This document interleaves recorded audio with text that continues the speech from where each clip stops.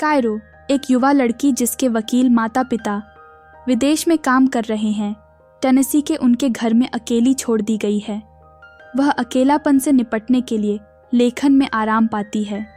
अपने अलगाव के बावजूद वह प्रतिदिन स्कूल जाती है, जंगल के रास्ते से मिनी स्कर्ट और हाई हील्स पहने हुए चलती है। स्कूल में वह अपने शिक्षक जोनाथन मिलर से मिलती है, एक मध्यम आयु के व्यक्ति जो एक बार लेखक बनने का लक्ष्य रखता था लेकिन विफल हो गया। उनके बीच काफ़ी उम्र के अंतर के बावजूद जोनाथन कायरो के लिए एक पितृत्व पात्र बन जाता है, जबकि वह गुप्त रूप से उसकी पूजा करती है। एक दिन कायरो क्लास में जल्दी पहुंचती है। जोनाथन उससे सेमेस्टर के लिए किताबें पढ़ने को कहता है। यह जानकर वह आश्चर्यचकित है कि उसने सभी 12 आवश्यक किताबें पहले ही पढ़ ली हैं। वे साहित्य पर चर्चा करते हैं जब तक कि विनी, कायरो की दोस्त और जोनाथन की दोहराव छात्रा नहीं आती। विनी क्लास के बाद कायरो को अपने साथ खाना खाने के लिए आमंत्रित करती है। लड़कियां चली जाती हैं और कायरो के पुस्तक विकल्पों से प्रभावित जोनाथन उसकी डेस्क पर किताबों को देखता है। अचानक उसका दोस्त बोरिस वहां आता है, एक किताब उठाता है और चिढ़ाते हुए जोर से एक स्पष्ट अंश पढ़ता है। जोनाथन उसे रोकने की कोशिश करता है, लेकिन बोरिस जारी रखता है। बोरिस जोनाथन की लिखी किताब को देखता है और यह पता लगाकर आश्चर्यचकित हो जाता है कि कायरो के पास वह किताब है। जब जोनाथन घर लौटता है तो वह अपनी पत्नी बीएट्रिस को अपने काम में लीन पाता है। वह उससे बात करने की कोशिश करता है, लेकिन वह बहुत व्यस्त लगती है। उनकी बातचीत के दौरान बीएट्रिस की सहकर्मी एमी उसे आपातकालीन रूप से बुलाती है। कॉल के बाद जोनाथन अपनी पत्नी से फ़ोन पर चिढ़ाता है और वे एक साथ कुछ पेय पदार्थ लेते हैं। चीज़ों के गरमाने पर एमी फिर से कॉल करती है, ठीक उसी समय जब वे यौन संबंध बनाने वाले थे, जिससे जोनाथन निराश हो जाता है। अगले दिन जोनाथन बोरिस के साथ अपने निराशाजनक सप्ताहांत को साझा करता है, समझाते हुए कि एमी के व्यवधान से बीएट्रिस के साथ एक रोमांटिक पल बर्बाद हो गया। बोरिस जोनाथन का मजाक उड़ाता है और अपने जीवन के बारे में बात करना शुरू कर देता है। बातचीत करते समय वे आसपास के जंगल से निकलती कायरो को देखते हैं। अभी भी परेशान जोनाथन उसके आने का इंतजार करता है। तनाव से अनजान कायरो उन्हें खुशमिजाज स्वभाव से अभिवादन करती है। यौन रूप से निराश महसूस करते हुए जोनाथन सहज बातचीत से अपने आप पर काबू पाता है। जब विनी अपनी चीज़ें गिरा देने का नाटक करती है तो बोरिस इस अभिनय को समझ लेता है और उससे सामना करता है, यह समझते हुए कि वह उसे लुभाने की कोशिश कर रही है। कायरो इसे देखती है और विनी से कहती है कि वह बहुत ही साहसी है। विनी कायरो को निबंध के विचार देने की कोशिश करती है, लेकिन कायरो उन्हें बहुत सामान्य पाती है। अचानक विनी आकर्षक शिक्षक को निबंध सामग्री के रूप में सुझाती है। भ्रमित कायरो उम्र के काफ़ी अंतर को इंगित करती है। हालांकि भोगवादी विनी कायरो को आश्वस्त करती है कि यह ठीक है। वह सुझाव देती है कि जोनाथन अच्छा और नरम लगता है, इसलिए वह कायरो की पहली डेट के लिए एक अच्छा विकल्प होगा, क्योंकि वह असहज महसूस नहीं करेगी। विनी के आग्रह के बावजूद, कायरो की शुरुआती आशंकाओं के बावजूद, उसकी मस्तिष्क लीलाओं से कायरो का रुझान और भी बढ़ता है। विनी कायरो से छेड़खानी करना जारी रखती है। समय बीतने के साथ कायरो की यौन रुचि तीव्र हो जाती है और उसकी इच्छा बहुत अधिक हो जाती है। वह इसका पूरी तरह से अनुभव करना चाहती है। कक्षा में वह अक्सर जोनाथन को देखती है, उसके प्रति अपनी आकर्षण को दर्शाते हुए। एक दिन जोनाथन शांत रूप से पीछे से उसके पास आता है और कक्षा के बाद अपने कार्यालय में मिलने के लिए कहता है। जोनाथन के कार्यालय में वह बोरिस के साथ बात करता है और उसे अपनी पत्नी के साथ डिनर करने के लिए आमंत्रित करता है। बोरिस सहमत होता है और वे बोरिस के जाने से पहले नाचते हुए एक बहुत अच्छा समय बिताते हैं। कायरो मौके पर जोनाथन को नाचते देख लेती है और बोरिस के प्रस्थान के बाद जोनाथन बोरिस के नृत्य कदमों की नकल करने की कोशिश करता है। वे एक साथ हंसते हैं। फिर वे विनी के बारे में बात करते हैं।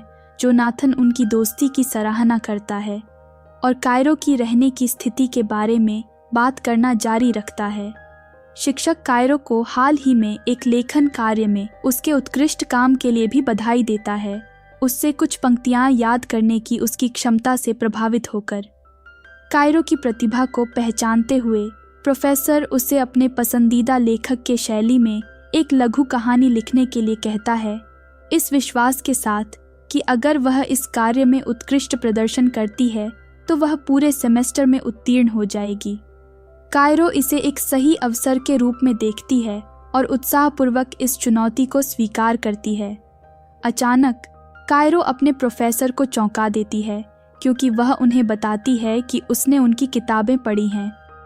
प्रोफेसर प्रसन्न होते हैं और स्वीकार करते हैं कि जिस किताब को उसने उद्धृत किया है वह उनकी पहली लिखी किताब थी, जिसका उनके लिए विशेष महत्व है।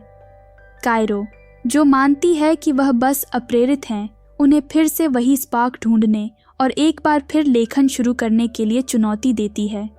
वह उससे लघु कहानी पर और चर्चा करने के लिए उस सप्ताहांत को मिलने का न्योता देता है। मिलने की जगह पर जोनाथन कायरो को पीछे से आश्चर्यचकित करता है जब वे बात कर रहे होते हैं। जोनाथन टिप्पणी करता है कि वे कुछ समय से अपने साहित्यिक कौशल को निखार रहे हैं, जैसे एक कवि नामक एलियट प्रदर्शन कर रहा है। कायरो जोनाथन को देखती है, जो ध्यान से सुनता है। बाद में वे एलियट की कविता की आलोचना करते हैं, विचार और राय साझा करते हुए, जबकि कायरो धूम्रपान करती है। वह जोनाथन को एक सिगरेट की पेशकश करती है, जिसे वह स्वीकार करता है। एक नए स्कूल दिन पर कायरो अपनी दिखावट बदलने का फैसला करती है। वह बोरिस और मिलर को कॉफ़ी लाती है। मजाक करते और सिगरेट साझा करते हैं। कायरो विनी से कहती है कि हालांकि प्रोफेसर ने उसकी नई लुक के बारे में कुछ नहीं कहा, लेकिन वह जानती है कि उसे यह पसंद आया। बाद में कायरो मिलर को बताती है कि वह अपनी कहानी हेनरी मिलर की तरह लिखना चाहती है, जो प्रेम और यौन के बारे में लिखने के लिए जाना जाता है। मिलर चिंतित होता है कि इससे स्कूल में परेशानी हो सकती है, लेकिन कायरो सोचती है कि यह उसकी कहानी को और भी दिलचस्प बना सकता है। जोनाथन का फ़ोन बजता है, जिसमें उसकी पत्नी ने उसे सप्ताहांत के लिए बुलाया है।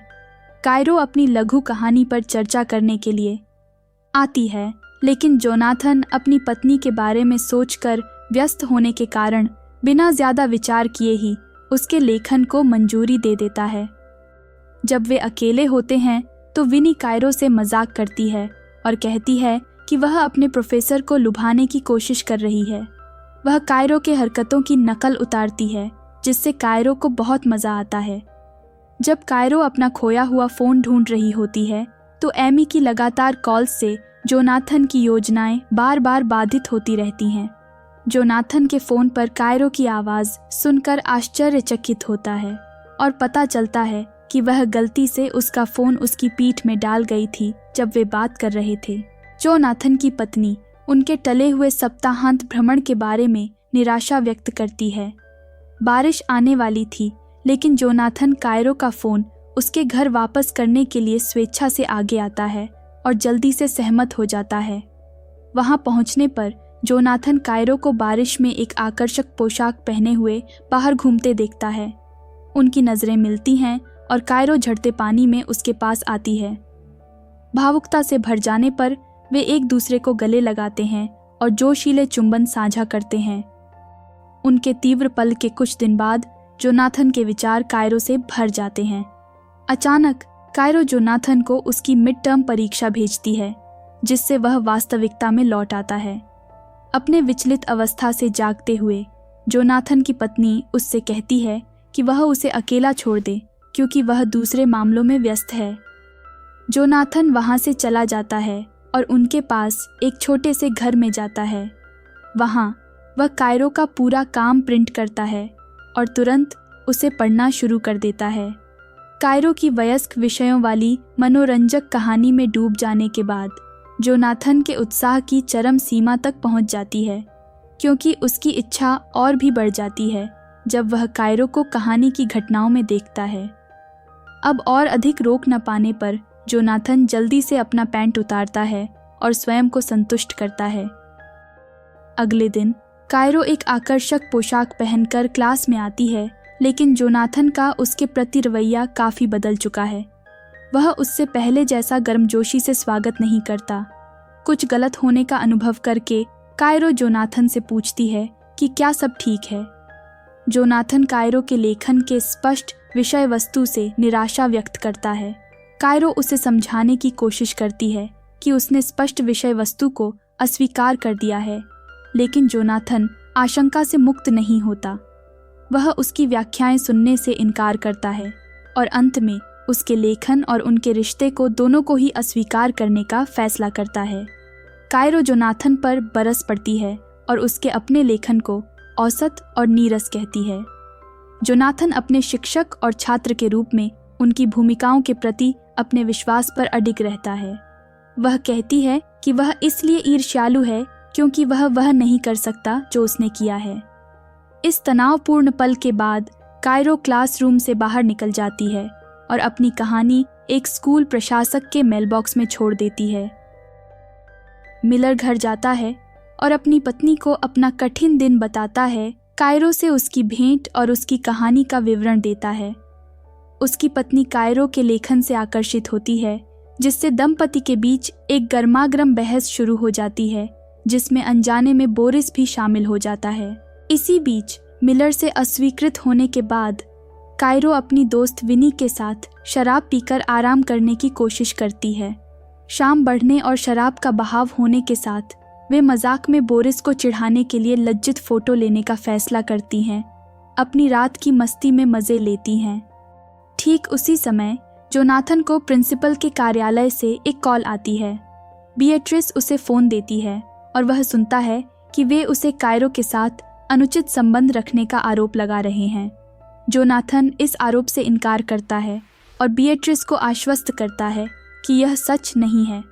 हालांकि बीएट्रिस उसे संभावित परिणामों के बारे में चेतावनी देती है, यह कहते हुए कि अगर आरोप सही पाए गए तो वह अपनी नौकरी और पत्नी दोनों खो सकता है। अगले दिन कायरो प्रिंसिपल से मिलने के लिए क्लास से गायब रहती है। इसी बीच जोनाथन पढ़ाना जारी रखता है और यह कि कायरो उसके लिए कितनी महत्वपूर्ण है। जोनाथन अब प्रभावित रहता है। कायरो की योजनाओं के फैलते हुए उस मामले पर चर्चा करने से इनकार कर देता है। शिक्षक को स्कूल प्रबंधन के साथ एक बैठक में बुलाया जाता है। कायरो और प्रोफेसर मिलर दोनों से गहराई से पूछताछ की जाती है।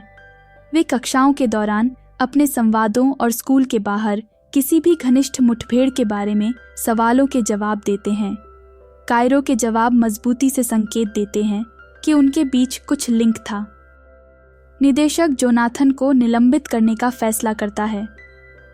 जब जोनाथन घर लौटता है तो बीएट्रिस जल्दी से पूछती है कि क्या कुछ गलत है, लेकिन वह इनकार करता है। बस यह स्वीकार करता है कि वह कायरो के प्रति विशेष व्यवहार कर रहा था। बीएट्रिस उस पर विश्वास नहीं करती है जब तक कि वह स्वीकार नहीं कर लेता। यह उनके बीच एक गर्मागर्म बहस का कारण बनता है, जहां वे एक दूसरे को चोट पहुंचाने वाली बातें कहते हैं। बीएट्रिस क्रोधित होकर बाहर निकल जाती है और तलाक लेने की बात कहती है। उसी समय विनी कायरो से कहती है कि वह जोनाथन की नौकरी चली जाने का कारण बन सकती है। हालांकि कायरो इसे उसकी सबसे बड़ी उपलब्धि मानती है और अपने कॉलेज के निबंध में भी इसे शामिल करती है। कायरो विनी को बताती है कि जोनाथन ने उसे कभी महत्व नहीं दिया था, इसलिए यह उसके लिए उससे बदला लेने का तरीका था। कायरो का निबंध जोनाथन और कायरो के रिश्ते के संभावित परिणामों की एक जीवंत तस्वीर पेश करता है। जब वह लिखना समाप्त करती है तो यह कहानी समाप्त हो जाती है। इस तरह के और वीडियो के लिए सब्सक्राइब करें, नोटिफिकेशन चालू करें और लाइक छोड़ें। देखने के लिए धन्यवाद।